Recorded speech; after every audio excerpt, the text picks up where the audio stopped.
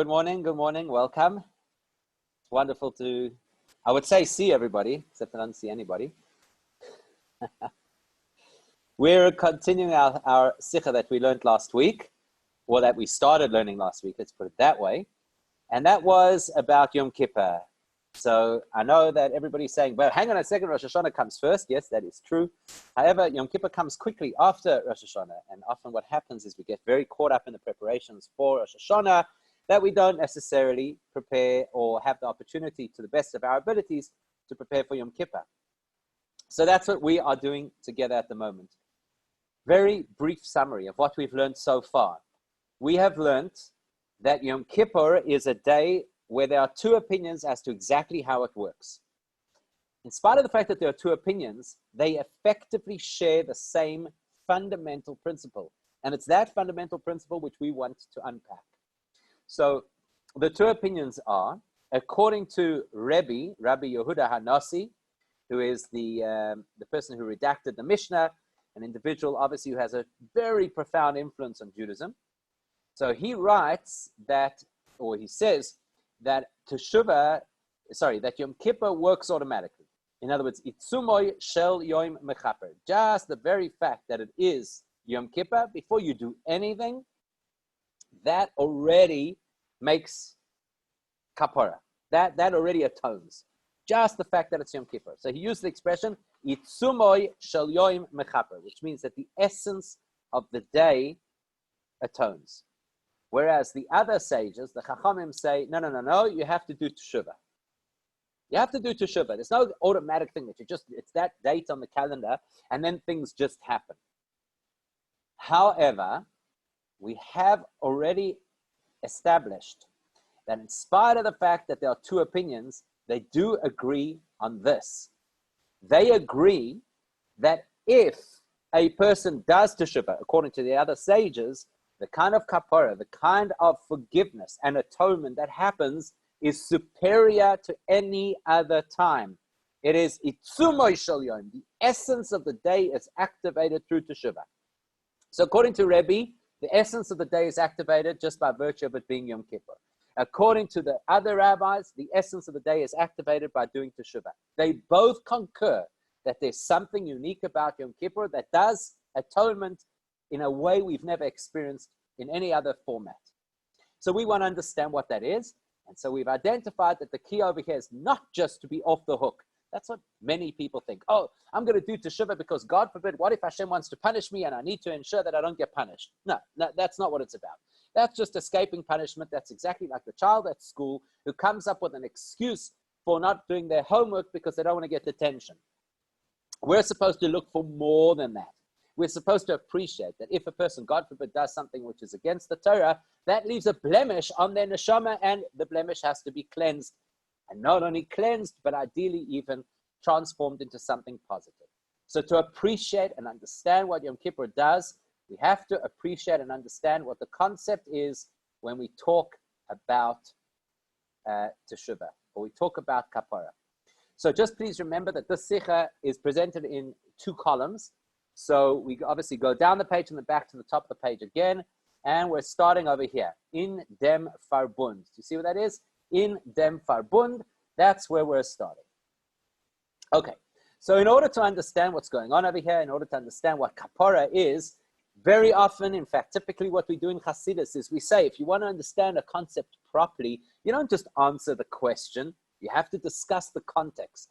And once you understand the context, then things fall into place. So we need to understand what is the context of our relationship with Hashem. Before you start talking about how you fix the relationship, which is called Teshuvah, it doesn't help to talk about fixing a relationship until you have a healthy understanding of what the relationship is in the first place. So what is the nature of our relationship with Hashem? And what we will discover is that there are fundamentally three layers of relationship that we're going to look at. If we understand and appreciate these three layers of relationship, it will help us to understand what happens when we mess up, transgress, what happens when we reconcile, and what happens on Yom Kippur. Okay, so in dem Verbund, again, I'll show you exactly where it is. So in dem Verbund, I thought I would show you where it is. There it is. Okay, there. In dem Verbund von Aiden mit den Ebersten, seinen do kame madregos. When we talk about the connection between a Jew and Hashem, there are various levels. Let's start with level 1. Level 1 is der Verbund mit dem Ebersten durch dem, was die Idis mekayim dem Eberstens Mitzvahs. Und tragt auf sich dem Öl Malchus Shamayim, as is great zu ausfolgen als was der Eberste heißt. Level 1 of connection. Level 1 of connection between us and Hashem is Hashem instructs certain things and we follow his instructions. Now that's not unique to us and Hashem. That is one of the best ways in which a person can create a relationship or forge a relationship with anybody. It's a relationship of compliance. So you tell me to do something and I do it. That indicates that I care about you, that I value your opinion. That's why I'm doing it. So that's one layer of relationship between us and Hashem. And it effectively has within it 2 subcategories. The one subcategory is practically doing what Hashem says. And the other, which is a bit more advanced, is accepting Hashem's authority. So why do I do what Hashem says? Obviously, because I appreciate that Hashem's instructions are worth following. Obviously, because I've committed myself to his authority. So that basically tells you that our relationship is built on things that I do. Now that's important information because that automatically implies to us that the nature of this relationship is fluid. It's possible that at certain times that relationship is stronger and at other times that relationship is weaker. Let's say, for example, I mean, it's a strange example, but let's use it anyway. Let's say, for argument's sake, that you happened to know, because of the route that you take, you happen to know a particular traffic cop. Let's just say. Now, why it's a weird example is because the traffic cop is not the person who tells you what the rules of the road are. The traffic cop is the person who enforces the rules of the road. But it doesn't matter, just to give us a little bit of an understanding of it. Okay, so you drive this particular route every single day, and this traffic cop is pulling people over every single day, and you obey the law. It's an amazing thing. Everybody else takes the red light, and you stop at the red light. And you wave at the traffic cop every morning. The traffic cop waves back at you, and you now have a connection. You have a relationship. What's the nature of the relationship? I don't do anything to offend him. I don't do anything to get him to jump out from behind his bush and wave his book of tickets in my face. What happens if one day I'm running really late, and this time I go through the red light, and the cop jumps out, and it's me, the guy who waves at him every single morning? You know what he's going to say? He's going to say like they used to say in the lunch bar ads, you've ruined the friendship. Right? That's it. We used to have a relationship. And now because of what you've done, you have undermined our relationship. Now that tells you something. That tells you that the nature of the relationship between the two of us is contingent. It depends on something. As the expression goes in the Mishnah in Pirkei Avos, Ahava hatluya b'davar. This is a love that rests on or depends on something external. So that's one level of relationship between us and Hashem. Why do I have a relationship with Hashem? Because I accept his authority. Why do I have a relationship with Hashem? Because I follow his instructions. So what's going to happen then if one day, God forbid, I turn around and I decide I'm no longer listening? I no longer respect his authority. Well, then that's going to damage the relationship.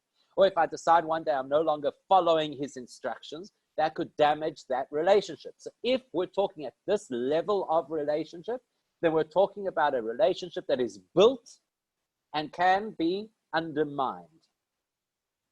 That's level 1. Now we go to level 2 of relationship over here, where it says base. Okay? Level 2 of the relationship is what? Der innerwenigste Verbund von Aiden mit dem Ebersten, was ist hecher und tiefer von dem Verbund durch Kima Mitzvahs und Kabbalas El Malchus Shamayim. There's a deeper kind of a relationship that may exist between me and Hashem. This is a relationship that is not contingent. This relationship is not built by what I do, and therefore the corollary is it cannot be undermined by what I don't do. This is a relationship that is deep and personal. This is a relationship that is between us, not between our behaviors or between your instruction and my compliance. This is a relationship between you and I. Different kind of relationship. So let's see what that is. Und der pneumistische Verbund drückt sich euch in dem, was euch dann, wenn hat übergewendet, dem ewigsten Zibur, und von sich herabgenommen, dem ewigsten Joch, betersim, es verdresst dem, und tut Tshuva auf dem. Where do you see this relationship? Ironically, where do you see it expressed? When something goes wrong. When a person transgresses. So here's the interesting thing. Let's say, for argument's sake, so that cop pulls you over and says, you've disappointed me. You've let me down. Every single day for the last year, you're the one person who stops at the orange light and everybody else runs through the red. And I was so proud of you and you let me down. Well, what are you going to feel? You're going to feel, what should I do? I have to restore my relationship with the traffic cop, the anonymous traffic cop? No, I don't have a relationship with you. I'm terribly sorry that this happened today. It was circumstantial.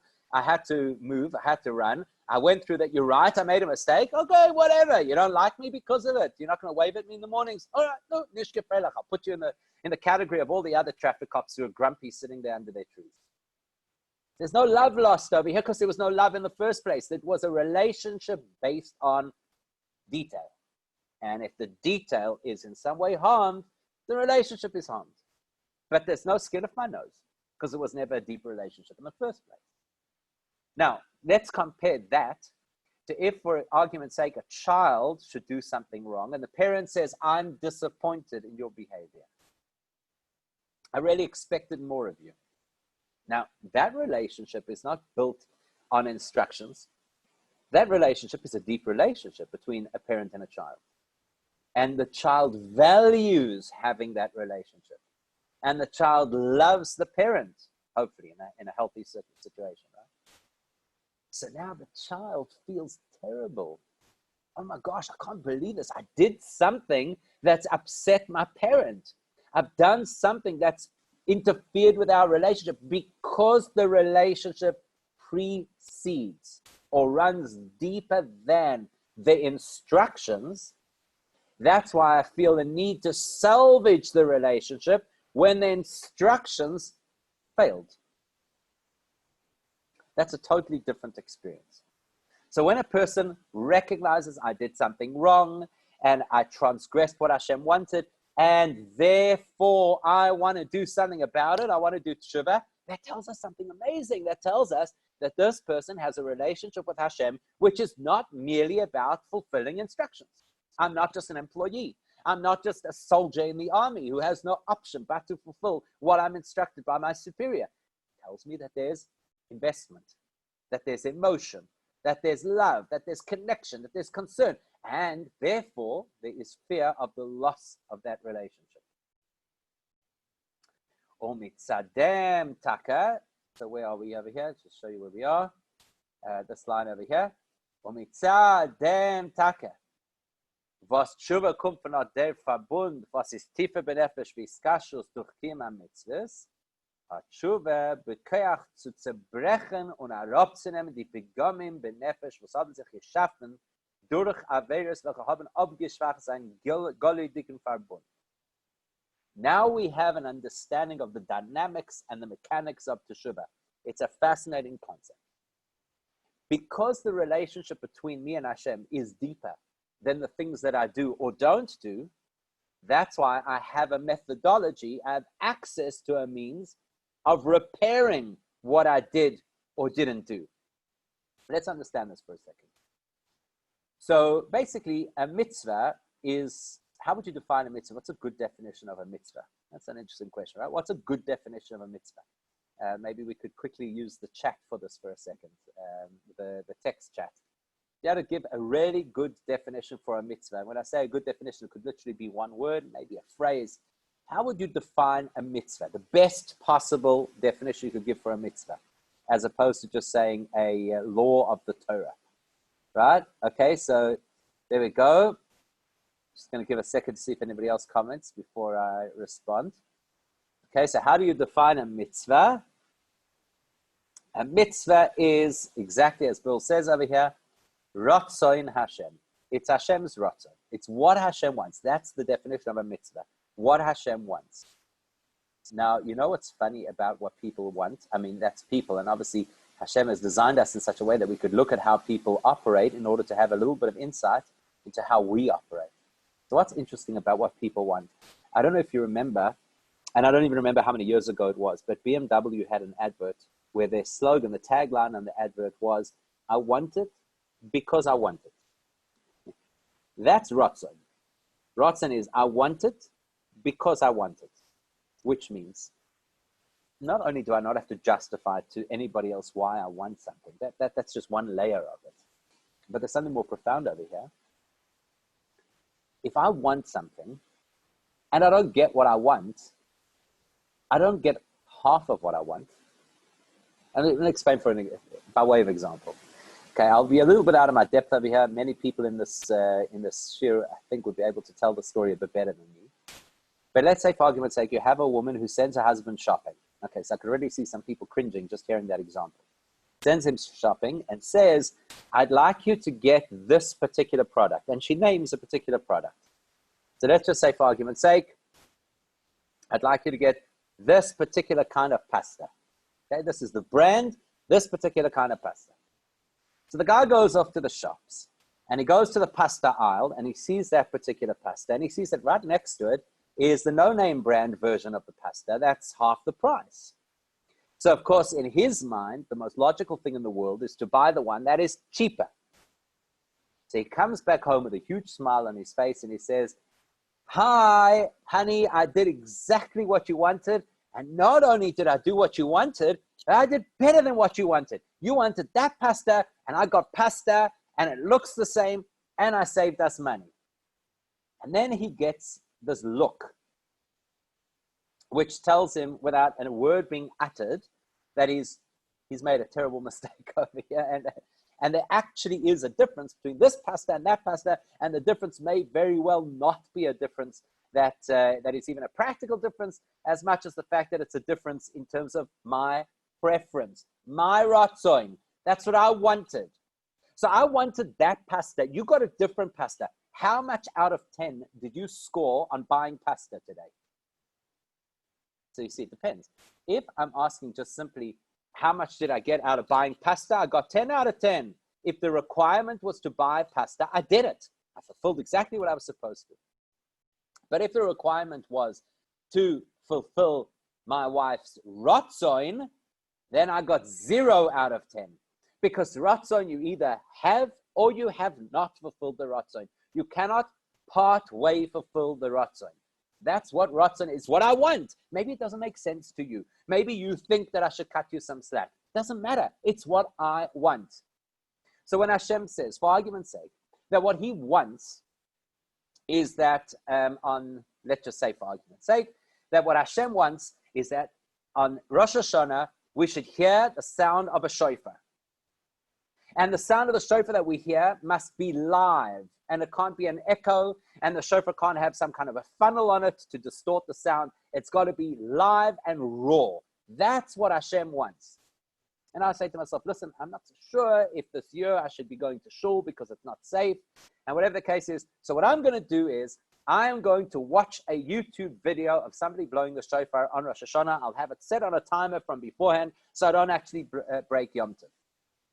Or what I'm going to do is I'm going to listen to somebody blowing the shofar via Zoom. So what's my motivation then? What's my motivation? My motivation is I want to have the pasta. I want to come home and tick that box and say, I bought pasta. So there's a little block that says blow shofar, or hear. Actually, the mitzvah is to hear the shofar, not to blow the shofar. So there's a little checkbox that says hear the shofar. I want to be able to check that box and say, I heard the shofar. Whose ratzon is that? Is that now what Hashem wants, or is that now what I want? If I'm honest with myself, that's what I want. Excuse me. Okay, that's what I want. I want to be able to hear the shofar. What does Hashem want? Hashem wants me to hear the shofar live. That's what he wants. Now, if there is a medical reason why I am not permitted to go to shul, then what does Hashem want? He wants me to stay home. That's what he wants. And yes, of course, he wants me then to arrange for somebody who will stand outside my house and blow shofar where they're socially distanced and all that kind of thing. But he wants me to hear the shofar. He wants me to do what he wants, not what I want. That's how Ratzon works. So, every time a Ratzon is presented, if I fulfill the Ratzon, that deepens my relationship with the person whose Ratzon it was. And if I don't fulfill the Ratzon, then that compromises the relationship between me and the person whose Ratzon it was. So if you told me to go and get this particular kind of pasta and I came back with a no-name brand, I have now interfered with the relationship. I haven't fulfilled the Ratzon. There's a mark, a black mark on our relationship now. Now, here's the chap. What is my relationship? What is my relationship? Is my relationship, so as a couple, right? Is the husband-wife relationship built on shopping lists? That's how they got together. When they were young, they once walked into a shop together and they both saw that they had the same shopping list, and from there on, they knew that they were soulmates. No. They never shopped together until who knows how far they were into this relationship, because the relationship is not built on shopping. The relationship is a relationship. You and I, as people, we have a relationship. It runs much deeper than the shopping, or to put it into different words. I don't have a relationship with your Ratzon. I don't have a relationship with what you want. I have a relationship with you, who should be called the Baal Haratzon, the source or the master of the Ratzon. So, is it over now? Is the game over because you bought the wrong pasta? Is that it? You're never going to have the same relationship again? No. You get to a certain point and you say, okay, listen, you laugh about it, you joke about it. Remember the time when you used to think that all pastas were created equally? Remember when you didn't know anything about shopping? And you laugh about it and you get over it. Why? Because the relationship is with the person, not with the Ratzon. So what's our relationship? Is our relationship with mitzvahs, or is our relationship with Hashem? It's an incredibly important question to ask ourselves, because sometimes when people become very frum, sometimes being very frum is having a deep relationship with mitzvahs. I like the structure, the discipline, the spiritual element of it, whatever it is, that's what I like. I don't necessarily have a relationship with Hashem. I have a relationship with mitzvahs. I'm a very disciplined person, and I embrace the discipline of Judaism. I'm a very spiritual person, and I embrace the spirituality of Judaism. So teshuvah, the experience of teshuvah, is to recognize that the relationship I have is not between me and that list of mitzvahs, but it's to recognize the relationship is between me and Hashem. And therefore, if that list of mitzvahs in any way undermine that relationship because I care about the relationship, I'm going to do everything in my power to reconcile. So mitzvahs connect us to Hashem's Ratzon, to what Hashem wants. And because we do what Hashem wants, that then connects us to Hashem. Teshuvah effectively reveals for us that our relationship is with Hashem, not just with his instructions. And that's why we care to repair. That's why we want to fix when something went wrong, because that is a statement that we have a deeper relationship than just merely checking boxes and saying, I did what Hashem wanted. Okay, so what have we seen? Teshuvah is a lot more powerful than the experience of a mitzvah. A mitzvah will give me the opportunity to connect to Hashem at one level, the level which can be defined as what Hashem wants. And teshuvah will take me to a point which is defined by beyond what Hashem wants, who Hashem is. where the red line is. Aber von deswegen ist euch der primistische Verbund aber grenzte, was kann sich messen in der Tenur von Teshuva. However, before we run away with ourselves, we need to be realistic and we need to appreciate that what Teshuva does is relative to how powerful my Teshuva is. This is quite an important piece of information. What is Teshuva and how does Teshuva operate? So again, let's look in the human experience, because the human experience will help us to understand context. And then based on the human experience, we can project on how it works between us and Hashem. So let's say that you have two people who've been friends for years and years, since they were 6 years old. They've been friends for 30, 40, 50 years, whatever it is. They've been friends forever. And something happens. And there's a little bit of a hiccup in their friendship. Let's say it's not a little bit of a hiccup. Let's say something really serious happens. Let's say, for argument's sake, that the one friend feels totally betrayed by the other friend, as unfortunately can happen sometimes, right? So the other friend did something that the first person felt was a complete betrayal. How do you fix this? We all understand that there are multiple layers of fixing it. One way is that the friend goes to the other friend who is hurt, sits down and says, listen, you have to understand, I was in a bad way. I was distracted. I wasn't thinking. I didn't imagine that it would ever turn into this. And so what I did was really, it wasn't really appropriate, and I apologize absolutely sincerely. And I can assure you it will never happen again. So let's take a quick vote. Is that considered good enough? Is that good enough to Teshuva? So the person comes along, they own up. You just put a simple yes or no in the chat.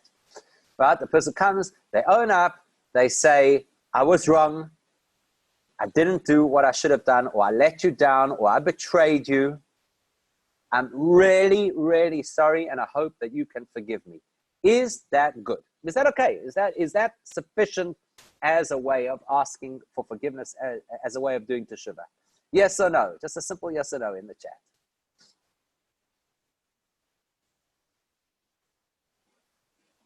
Okay, so far I have one yes. I think everybody's too nervous that I'm going to say something and you'll feel that it was the wrong answer. So the truth is, absolutely, without a question, that is sufficient. That's good enough. What more are you supposed to do? You've taken ownership. You've come clean. You've approached the other person to apologize to them. You have promised you're never going to do it again, and you've asked them to forgive you. What more do you want from somebody? Like the Rambam says, if a person comes to ask you forgiveness, don't be cruel. Don't drag this out. If they come and they ask, forgive them with a good heart. So that's Teshuva, absolutely. And that shows that I care more about the relationship than I care about the particular details of the story. And that's why we're working to reconstruct our relationship. That's Teshuva. Now the question is that the ultimate? Yes, that's 100% acceptable. And it does the job. But the question then is it possible to do more than that? Okay, so here you've got somebody who that's what they've done, and it's really commendable. They've owned up and they've apologized and they've sought forgiveness and all these things. Could you perhaps do more than that? And the answer is yes, you could. Because what you could also do is you could, from that point and on, not just pitch up and say, okay, I'm really sorry and I own it and whatever. You could, from that point and on, be proactive to constantly invest in this relationship to ensure that not only do you get rid of that black mark on your past, but that you now are going to work harder to deepen the relationship, which is a wonderful thing. Can you imagine if somebody's gone through that kind of a trap in their relationship? Can you imagine if they come back and say, that's now going to be the catalyst? You will see going forward, because of that particular incident, we're actually now going to have a stronger relationship, and I'm going to make sure of that.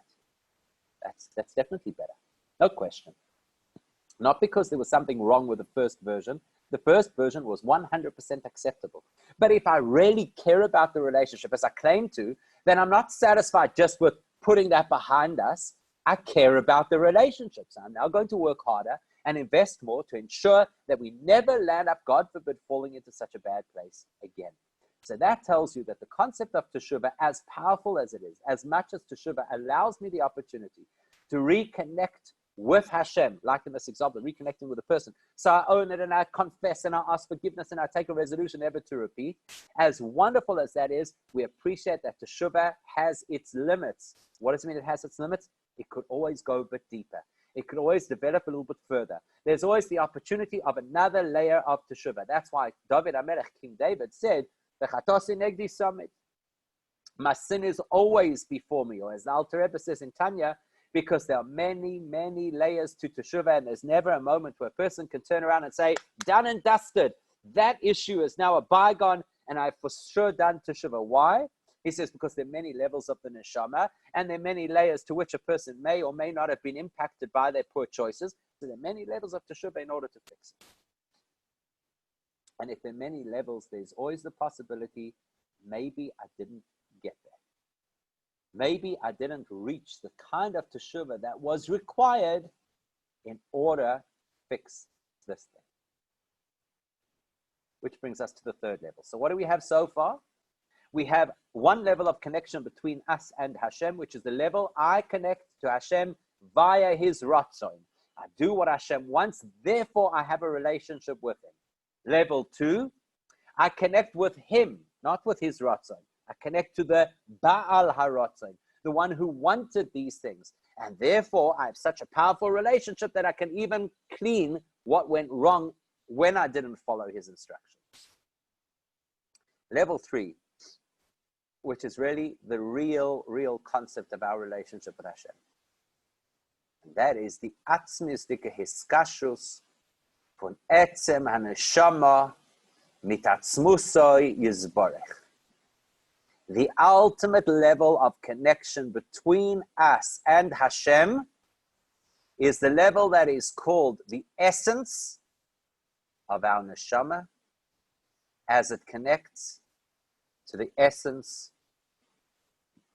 of Hashem. What does that mean? Let's see. Od der Verbund hat nicht auf sich keine Medidos v'hagbolos und ist herrscher von zu können sich ausdrücken in welche es ist für Tenua after nicht in der Tenua von Teshuvah. Here we're talking about a connection between us and Hashem that is so absolute, that is so fundamental, that it cannot even be expressed in the expression of Teshuvah. Why not? Und die Iskashus kann nicht werden aufgetan durch Peulos und Avoidos. This connection between us and Hashem is not the product of anything that we will do. Weil other Peulos were mentioned, wie hoich sie sollen sein, haben sie doch als Erbes amedide. Because whatever a human being is going to do, with all the power in the world, with all the greatness in the world, whatever a human being is going to do will be limited. We're people, we have our limits. This is how much we can think, this is how much energy we have, this is how high we could go, we have our limits.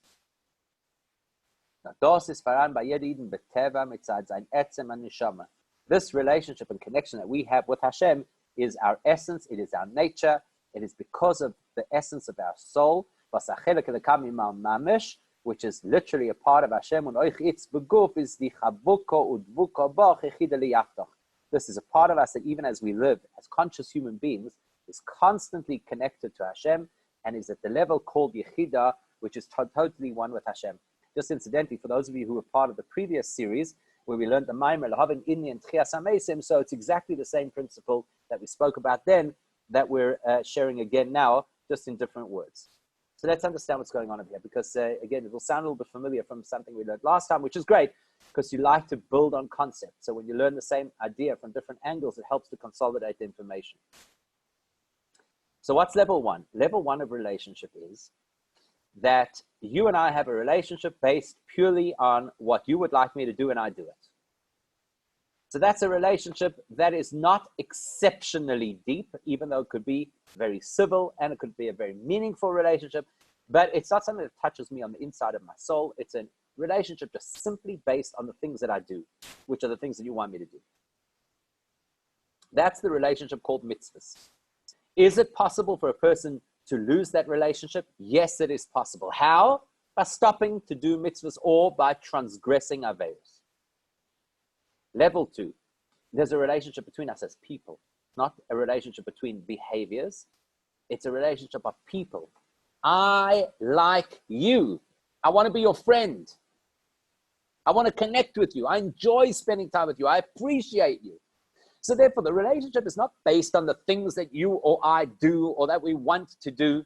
The relationship is built on who we are. So I like you and I like who you are. And that's why it is important to me that if something happens in the relationship that in any way interferes with us, because I like you so much, I'm going to put in effort to ensure that I don't lose the relationship, even though I've lost my way. That's what teshuvah represents. So let me ask you this. Is it possible? Is it possible that somebody who has that level of relationship where I like you rather than I just do what you say because I think it's a good idea, but if I like you, is it possible that at some point I might not like you anymore? Is that possible? Is it possible? Of course it's possible. You've changed. You're not the same person you used to be. When we first got into this relationship, you were so fill in the blanks. Right? You were so kind, so understanding, so patient, so civil, whatever it is. Now you're no longer that way. So I feel there's an erosion of our relationship. Is that possible? Of course it's possible. Can it happen? Yes. Does it happen? Yes. Do couples divorce? Yes. Do friends fall out? Yes. Why? Because it's true that you're talking over here about a relationship that is not predicated on behavior. It's not, I'm doing what you say. It's because I like who you are. So, fact of the matter is that that relationship is not the essence of who I am. So anything that's not the essence of who I am could potentially change. The only thing about me that can never change is me. I could change how I think. I could change how I feel. I could change how I see the world. I just can't change me. I'm never going to become somebody else. I can have all the surgeries in the world. I'm still going to be me. Some people are quite upset to hear that, but that's how it is. So what is my essence? What's the part of me that can never go? What's the part of me that can never be destroyed? What's the part of me that nobody could ever eradicate? What? What's the part? So I know all the spiritual people are going to say, my neshama, my neshama. You're right. You're absolutely right. But we're looking for metaphors in the physical reality. Just like we had a metaphor of a person who follows instructions, employee, employer, soldier, superior. And we had a physical human experience of friends or spouses. So what would be the physical experience of the part of me that can never be eradicated? There's nothing you can do to get rid of it. What would that be? What part of me is that? Physically. That would be my DNA. You can't switch it out. You can't say, listen, I mean, I know that there's a lot of research at the moment about genetic engineering and that kind of thing, but conceptually, DNA is the essence. That's who I am. That's who I am. Even after a person may not be in a place anymore, you could leave DNA behind and we'll know that you were here. That's the essence of who a person is. So now let's look at the relationship between a parent and a child, and suddenly you'll notice that the relationship has all three levels. That's what's unique about that relationship. It's the only kind of relationship that has all three levels. Any two humans on the planet can have the first level of relationship, a compliant relationship. You tell me to do something, I do it. I come to the bank, they say, go to teller 3, I go to teller 3. What, do we have a relationship now? No, I followed your instruction. I went to teller 3. You're at the airport checking in and they tell you, please, will everybody please line up at gate 24. I go to gate 24. I have a relationship now. There's a compliance. You told me to do something, I did it. How deep is that relationship? Well, the minute I board the plane, I'll forget about you. I'll never see you again in my life. Does a child have that level of relationship with a parent? Yes. There's a certain level of relationship which is compliance, especially when a child is young. The parent says it's bedtime, the child goes to bed. That lasts for about 3 days of bedtime, and then the child starts to challenge it. There's a level of compliance. You tell the child, go do your homework, does the homework. You tell the child, in this house, we don't speak like this, and that's what the child knows. No, we don't speak like this. There's a relationship of compliance. You are the Ba'al HaRatzon, you give instructions. The child follows the instructions. Great, we have a happy family because nobody causes any trouble. But the truth is, that's not really the relationship between a parent and a child. That's a facet, and quite a superficial facet at that, of the relationship. What's the relationship between parents? I love my child. I love my child so much. I love my child to the point of obsession. I love my child to the point that I sacrifice things for the sake of my child, from when I sacrifice sleep, to when I sacrifice money, to when I sacrifice time, to when I sacrifice emotion, as long as my child is happy. I love my child so much that I'm not going to define our relationship just simply on compliance. There's something far deeper over here. There's a deep investment of emotion between the two of us. So, is it possible at some point in time that the child will stop complying with the parent? Not only is it possible, it's guaranteed. That's for sure going to happen. Is it possible that in the passage of time, the love of parent and child could be weakened or possibly even totally disturbed? Yes, it is possible. Terribly sad if it happens, but it happens all the time. You hear stories of estranged family members. You hear stories of people who don't even know who their parents are. They never had the chance to show that kind of love and experience because they never met them. They spend their whole lives wondering, why did my parent abandon me? Happens. So it is possible that that deep and meaningful relationship between a parent and a child could potentially be disrupted. But what's unique about a parent-child relationship is your DNA. Can't get rid of that. You don't make it. You don't enhance it. And you can't destroy it. Even if a person had to go through some genetic engineering, that would be to change the nature of maybe some part of their DNA that isn't operating properly, so we're going to fix it. We're going to genetically engineer an unhealthy chromosome to become healthy. But you look at that person's DNA, you'll still know exactly whose DNA they come from. That's the essence of who I am. It's not exchangeable. You can't format the disk. You can't get rid of that DNA. So let's say, for argument's sake, you have an estranged child who ran away from home and refuses to have anything at all to do with their parents for 30 years. And then one day we take a DNA sample. What was the DNA sample going to say? This is the DNA of 30 years distance between these two people? No. This is the DNA as if that child and parent were in the same room today. It doesn't make any difference. The essence of who I am doesn't become more essence or less essence depending on things that I do, feelings that I have, attitudes that I take, choices that I make.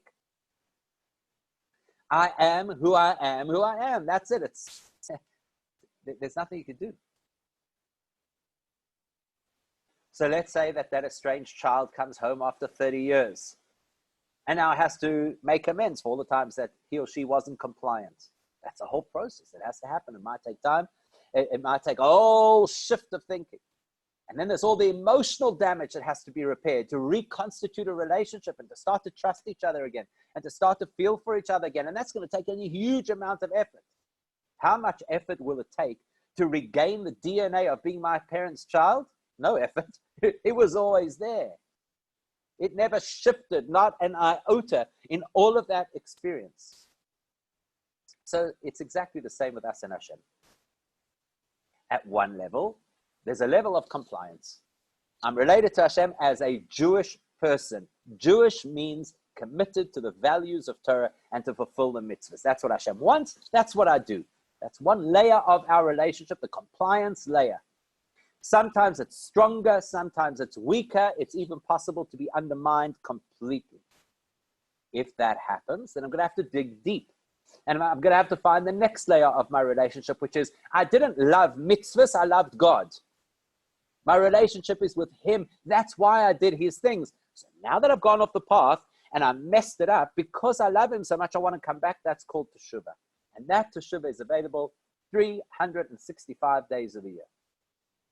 At any time that I choose, I can do teshuvah and find my way back, put together the pieces, reawaken the loving relationship between me and Hashem. But you want to know the truth of who I am? You want to know the real essence of who I am? I never left.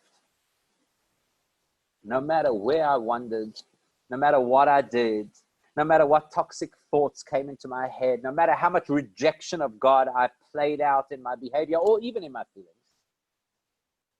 my neshama is part of Hashem. The DNA of my neshama is God. And that can't change. It doesn't get weaker by misbehavior, and it doesn't get stronger by commitment. It doesn't have ups and downs. It is absolutely consistent. It is absolutely constant. It is never going to move. I am Chelek Elokam Imal Mamish. That's who I am. I'm a piece of God. You want to know who I really am? That's who I really am. You want to know what I did? There were things that I did. You want to know what I felt? There were things that I felt. But who am I? I'm one with Hashem. That's the real me. Now, that's going to completely revolutionize our understanding of the process. At the bottom of the page.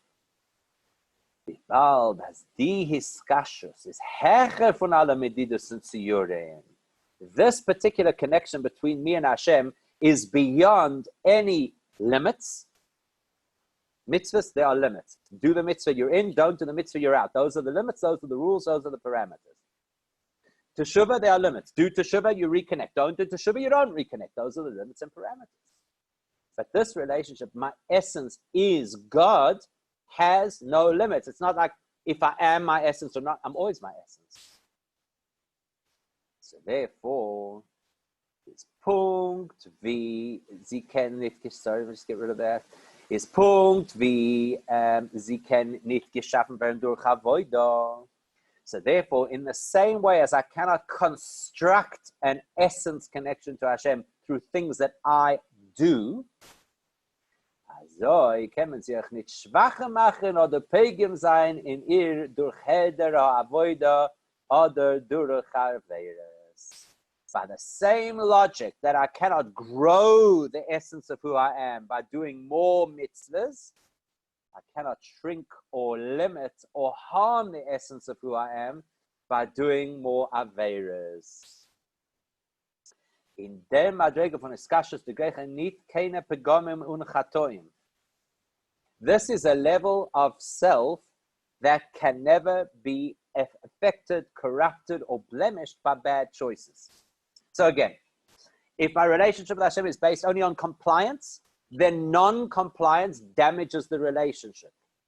If my relationship is between me and Hashem is based on teshuvah, a feeling of connectedness, then if I don't feel connected, the relationship is damaged. But if my relationship is the essence of who I am, then there's nothing in the world that could ever touch it, harm it, limit it, downgrade it.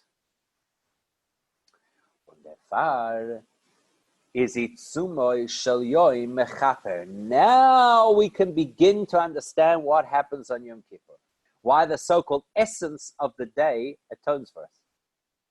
Weil Yom Kippur wird nisgala bei jeder Iden der atzmistige Verbund von sein Etzem und Neshama mit dem Eibishten. Because the definition of Yom Kippur, and now we're going to completely revolutionize our definition. The definition of Yom Kippur is not the day that we come and say, sorry Hashem, I'm really contrite and I apologize and please forgive me. That's not Yom Kippur. That's now. That's Elul. Elul is that experience of Teshuvah. Yom Kippur is not to come and ask Hashem for forgiveness. Yom Kippur is where my truth is revealed. My essence is exposed.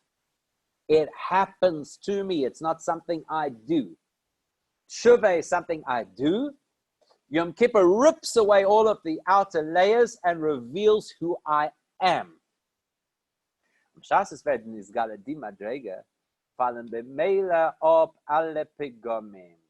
Once you reveal that truth of who I am, all of the dirt just naturally slides off. Why? Because this is a moment of truth that says all of that dirt never really touched me. It was all just some kind of a virtual reality that I was in. In brackets, die Plukte von Rebbe Barabonon ist, no, es wird sich tshuva v'chdei soll nisgala werden die Madrege. Alle seien aber moide, als die Kapor von Yom Kippur wird nicht aufgetan durch tshuva, nor yitzum sheyom is mechap pun sich allein. So the difference in opinion between Rebbe and the sages is that Rebbe says Yom Kippur comes and the revelation of self happens automatically. And the Chachamim say Yom Kippur comes, and because I've done tshuva leading up to Yom Kippur, now the revelation of self happens. But they both agree that the way we have atonement on Yom Kippur is by exposing the essence of who we are, not by doing something. So just to finish up this section, in jener Madreges, wo die Chatoim haben der langt und Prägung gewähnt, dort darf man auftan a Kapor. Das kommt durch Tshuva, was schafft bei den Menschen und durch den Mechel Meila tiefen Verbund zwischen ihm mit den Eibischen.